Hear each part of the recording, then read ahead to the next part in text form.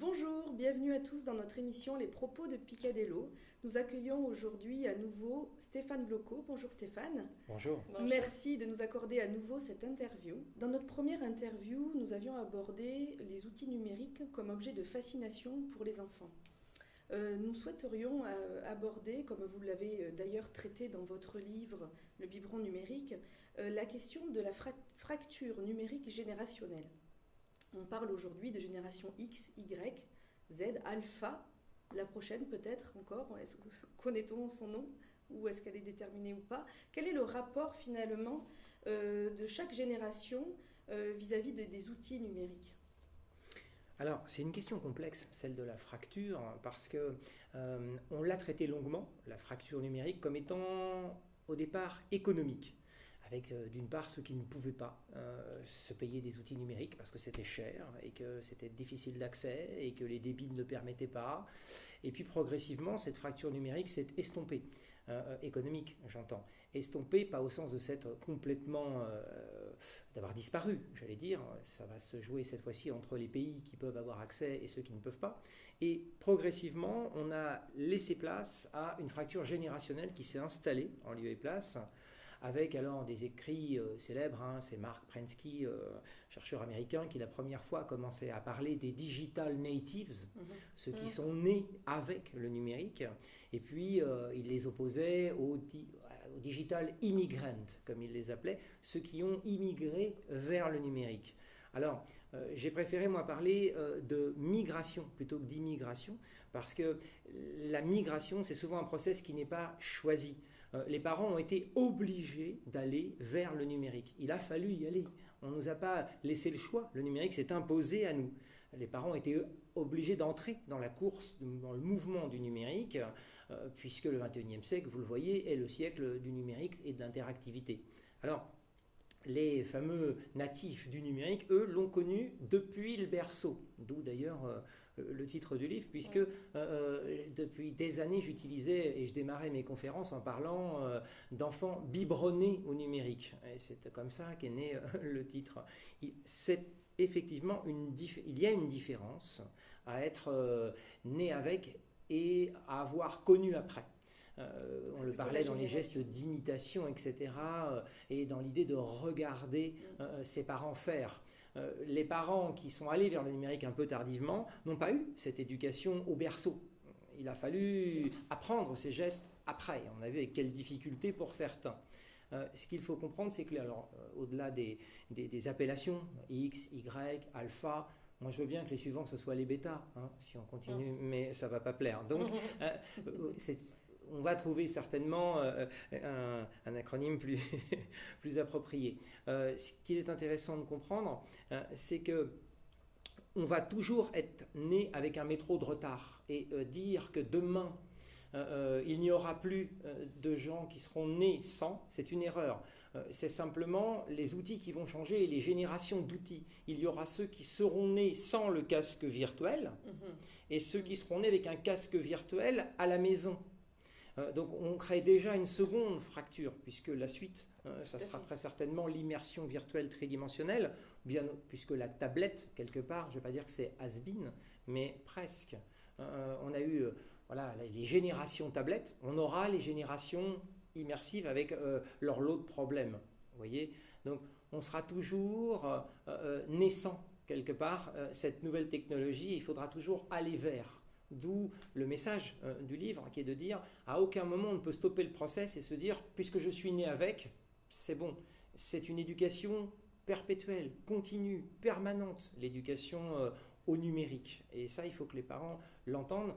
Ils n'ont pas fait leur job une fois pour toutes en ayant acquis un outil ou acquis quelques compétences. C'est une forme de veille parentale numérique. De lutte sans exactement, fin. Une lutte sans fin et pas forcément une lutte. Le numérique n'est pas un ennemi pour les parents. Et c'est souvent, il est présenté comme ça. Il va falloir lutter contre. On peut aussi emporter son enfant vers des mouvements intéressants de développement avec le numérique. L'important, c'est dans quelles limites et dans quel cadre. Oui, puis comment se former en tant que parent à ces outils, à cette réalité virtuelle qui évolue tellement vite? Comment se former? Comment raccrocher un peu les wagons? Oui, tu as raison, pardon. Parce que pour mieux gérer, pour mieux accompagner, il faut connaître. Les espaces de formation sont effectivement trop rares et il y a beaucoup d'auto-formation. On va s'acheter l'outil et puis essayer de voir un peu ce qu'on peut en faire. Il y a peu d'accompagnement. Oui. Regardez bien, des plateformes qui proposent de l'accompagnement, de la découverte pour les parents, de l'éducation au virtuel. Il y en a peu. On va vous apprendre à se former à la technicité, mais pas forcément aux enjeux. Finalement. Exactement, aux enjeux éducatifs, d'où l'engouement pour les conférenciers ou les conférences qui traitent un peu de ces sujets. Il ne faut pas confondre éduquer au numérique, c'est-à-dire à la technicité du numérique, je sais me servir d'eux, et éduquer au virtuel, c'est-à-dire quelles sont les incidences dans la construction identitaire de mon enfant, de ces outils que je lui mets à disposition. Puisqu'il ne faut, là encore, pas oublier que les enfants, ils utilisent uniquement ce qu'on leur donne. Donc ce sont les parents qui, avant tout, sont les acteurs principaux, les prescripteurs principaux. Ce sont eux qui vont mettre à disposition des enfants les outils avec la responsabilité qui va avec. Tout à fait.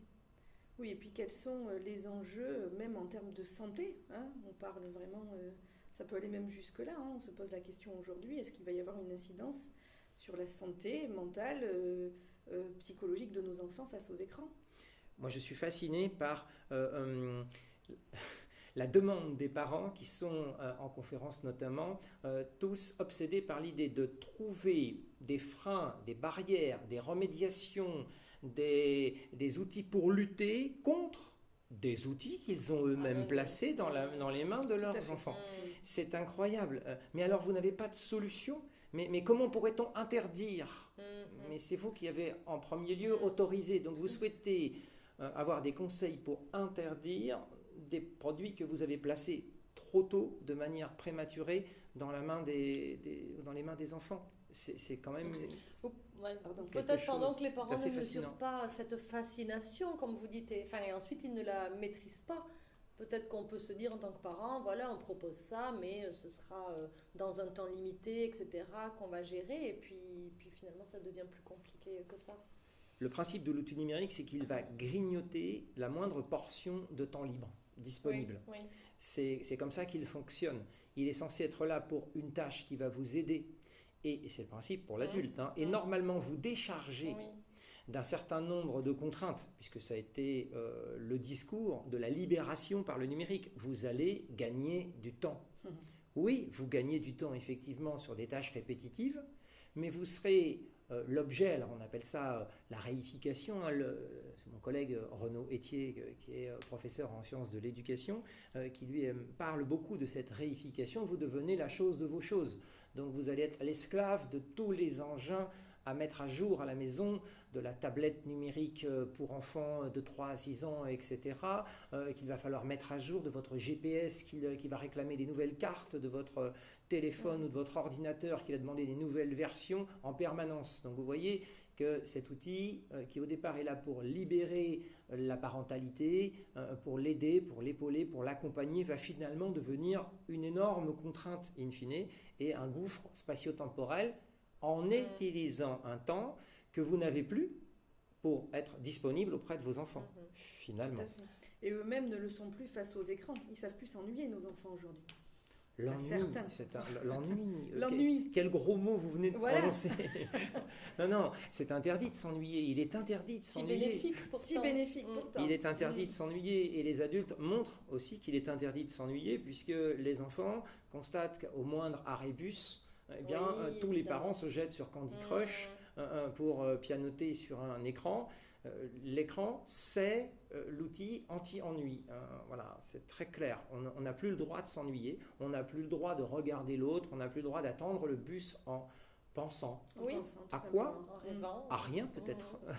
Voilà. Mais ce rien est constructif, on le sait. Il est même nécessaire, il est vital. Ces pauses de notre esprit à ne rien faire sont vraiment des espaces très fertiles en fait pour tout un tas d'autres choses. Donc on ne peut plus s'ennuyer, c'est incompatible avec la vie moderne numérique en tout cas. C'est l'outil de la perfection et l'outil du remplissage le numérique. Ça remplit tout ce que ça trouve et ça doit être parfait en plus. Donc ça ne supporte pas l'imperfection et ça ne supporte pas le vide, le numérique. Or, eh bien justement, éduquer un enfant, ça se fera certainement avec des imperfections. Voilà, quel est le parent qui peut dire qu'il a élevé parfaitement ses enfants et puis avec aussi du vide, puisqu'il y a des moments où on ne peut pas être à 100% disponible pour ses enfants.